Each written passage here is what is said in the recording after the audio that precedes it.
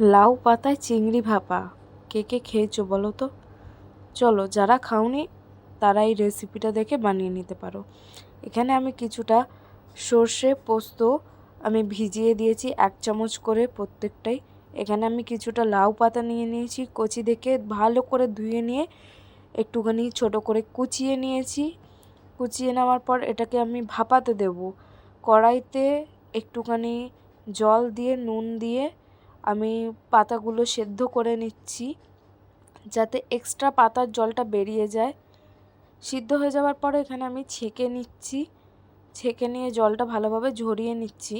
আর এইদিকে দেখো, আমি সর্ষে পোস্তটা পেস্ট করে নিয়েছি। তার মধ্যে আমি কিছুটা ঝাল লঙ্কা গুঁড়ো, হলুদ গুঁড়ো, নুন, কাশ্মীরি লঙ্কা গুঁড়ো দিয়ে ভালোভাবে পেস্টটার সাথে মাখিয়ে নিচ্ছি।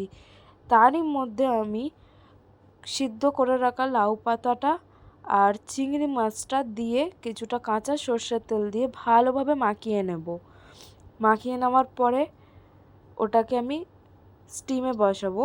তার আগে আমি দুটো লাল চেরা কাঁচা লঙ্কা আমি ওপর দিয়ে দিয়ে দিচ্ছি, আর ওপর দিয়ে কিছুটা কাঁচা সর্ষের তেলও দিয়ে দিয়েছি। দিয়ে ঢাকনাটাকে ভালোভাবে চেপে দিয়ে কড়াইতে ফুটতে রাখা গরম জলের মধ্যে আমি পাত্রটাকে বসিয়ে দিচ্ছি। এবারে কিছুক্ষণের জন্য আমি এটাকে স্টিম করে নেব 10-15 মিনিটের জন্য।